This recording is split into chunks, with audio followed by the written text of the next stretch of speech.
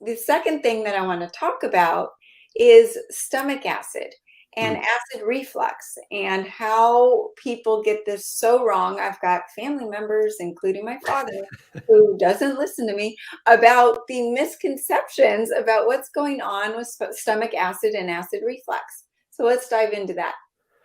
Yeah, yeah, it's a confusing rabbit hole, kind of like enzymes, and acid is confusing because on one hand, most of the symptoms of low acid feel like high acid. Like we have a sensation, and then we make a story up about what the sensation means. Like we have to really like have a common ground here that we all have sensations, and then we all make up stories about those sensations. Sometimes those stories are correct, sometimes those stories are never fact checked. And so one way we could do that today is fact checking this acid feeling, because I've been there. I've woken up in the middle of the night like, oh my gosh, I'm gonna puke. What is that? Oh my god, this is terrible. I can't sleep. So I've when I was in college, I was not doing the healthy thing. I was doing way too many credit hours and way too much cheap pizza and beer, and had plenty of really terrible acid reflux. Um, what I know now from a lot of people, including one of my mentors, Dr. Jonathan Wright, he has a great book called Why Stomach Acid is Good for You, is that the majority of people that he tested that showed up into his office with some sort of GI complaint. Sometimes that's acid reflux, sometimes that's constipation, sometimes that's diarrhea, whatever it was, he would test them. There's only a few types of tests in the world that can actually check for low acid, and the equipment and the testing is expensive and annoying. And so it's just not done that much. But anyways, of like say 100 people that walked into his clinic, he said 70 to 80 of those 100, so 70 80% of people who complain of these issues actually tested as low stomach acid, which is the reverse of what the world is marketed to us, and the reverse of what is natural for us to make up as our story, that, oh, I feel acid, therefore I have acid. um, Another really common story amongst women is they want to eat meat, especially like a steak, but when they eat it, it feels like a brick and it just sits there. And so then their women are so much more in tune with their bodies than men. Then they intuit that they're like, oh, I ate steak. It's sitting in my body like a brick. Oh, my body doesn't want steak.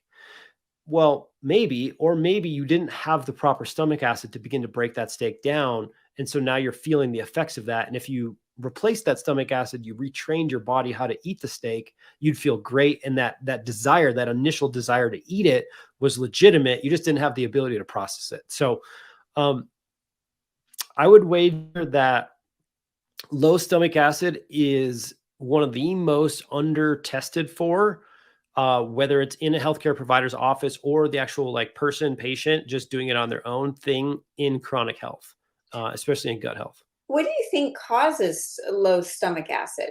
Is it just over eating the bad foods that create this vicious cycle of reducing stomach acid in the first place? Well, I would say the most common contributor is sympathetic arousal, meaning you didn't say grace, you didn't smell your food, you're eating on the run. You literally have to be in parasympathetic mode for your body to begin to release the acid properly and build the enzymes properly. And so I would say the number one contributor is eating on the go, not eating in a, like you said, not intuitive, you said intentional state. That would be number one. Number two is you need minerals, you need zinc, you need magnesium, calcium, you need building blocks to produce the acid.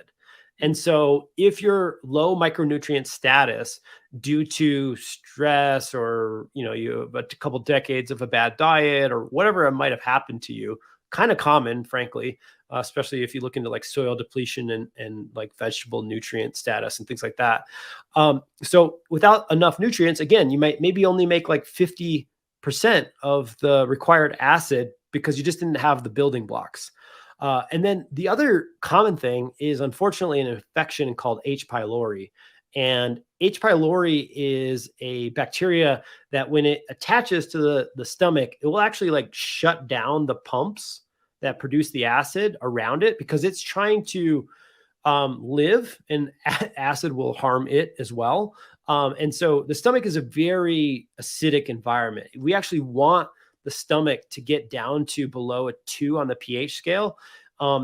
If you've ever had an upset stomach, and maybe this is what my grandma did. Like when I was a kid, she'd be like, I'd be like, oh, I have a tummy ache. And she'd be like, here, drink this Coke. It was always Coke.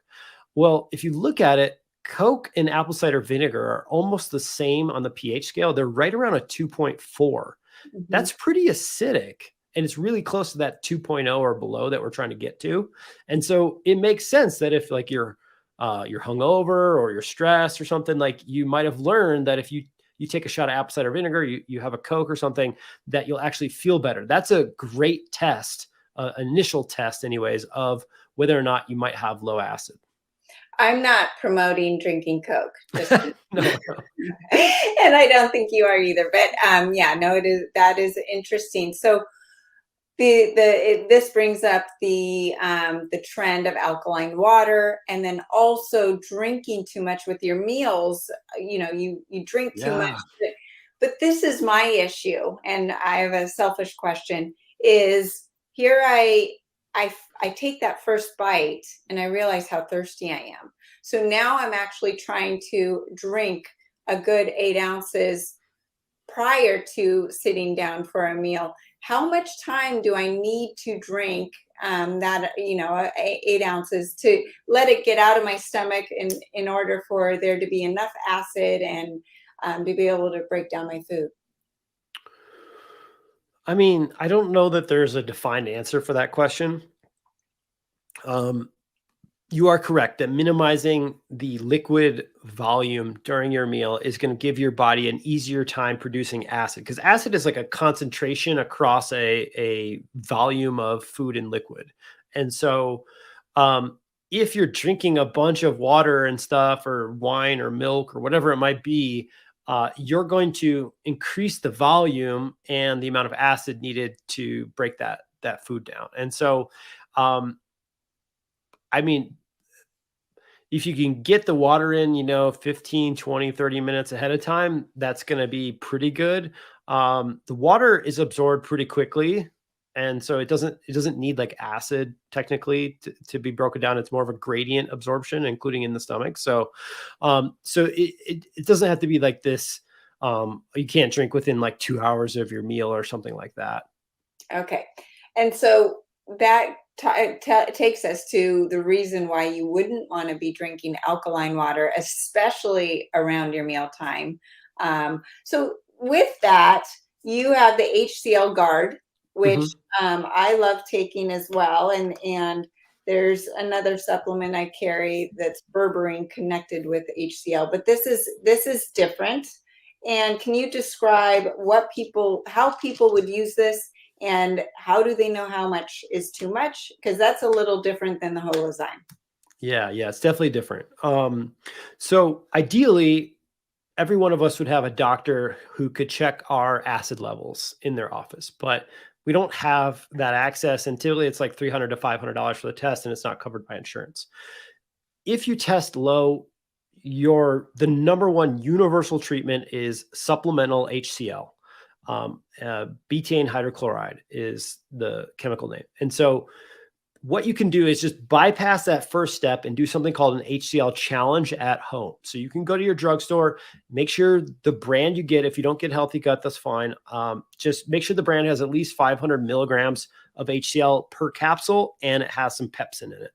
So what you do is you take one of those pills with your normal dinner, and you just see what happens. You observe.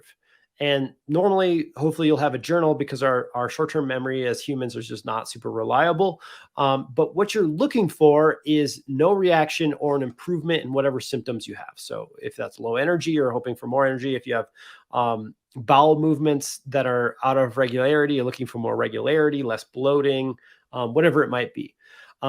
If you have, and this does happen to like 10 to 20% of people who try this challenge, if you have some sort of burning sensation or heat sensation, that indicates that you do not need HCl right now.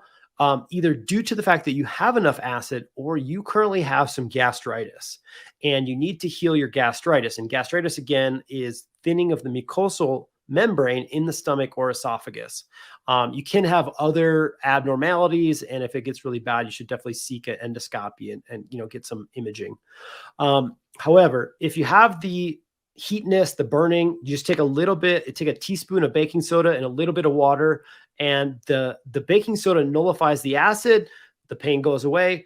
And like, that's not the product for you. Get a refund from our company or demand a refund from other companies. It's just not for you. But if you don't notice anything, then this could be a major breakthrough for you. So tomorrow you're going to take 2 caps, and then you're going to keep going up until you get that hotness, that burning sensation on, let's say, day 5. So you, on the 5th capsule, you experience that. You take the baking soda, you're good to go for the rest of the night. Tomorrow, you now know that your individualized dose is 4 caps per large meal. Or maybe for some people, they'd never get that burning sensation. Like if you're getting up to like 7 capsules, 8 capsules, you're probably going to fall into this bucket of folks who don't ever feel that sensation. But what you will start to notice is like loose stools, or things are moving too fast through you. Things are not going well. And so you'll want to, most people are under 10 caps, no matter the brand, per meal. And then, as you mentioned, you would not take the same amount of capsules if you're having a protein shake. So if you're a smoothie in the morning person, you don't need all those capsules with that kind of meal. But if you're having a salmon and broccoli and a sweet potato, then yeah, like you're going to need all those capsules. So that's how to dose for it. The one thing we didn't mention, other than the fact that it's absolutely important to kill incoming bugs from your food and your water and everything you're drinking, and that it's absolutely critical to protein digestion and breaking down protein structures to absorb them, is that finally people are starting to study this. And there was just a study in 2021, I believe, that showed folks that have a pH of a 4. So this is kind of high acid, or this is low acid in the stomach of a 4, even though that's, whatever, versus pH of a 2, which is where we want them. The folks that had a pH of a 4, so they had low acid versus normal acid as a 2, they had up to, the worst person had 2,000 times more LPS, lipopolysaccharide toxins, dumping into their small intestine from their oral microbiome. Wow. Yeah. So if you're trying to avoid inflammation, if you've heard that that's a bad thing, if you've heard about how bad LPS is for your body, and you're doing all the probiotics and all the curcumins and whatever else you're doing to try to support that type of pathway, but your pH in your stomach is above 2, you are constantly dumping toxins into your small intestine just because they're not getting broken down by your stomach acid. Mm. So with this, we're about finished. I can't believe it. I could talk to you forever about this stuff. It sounds like most people would need both the Holozyme and the HCl, because they're doing totally different things. They are doing different things. They do run together. So if you have somebody who needs one, they typically need the other, because they work together. It's the stomach and the small intestine and their neighbors, they're working together to get the most out of your food and protect you.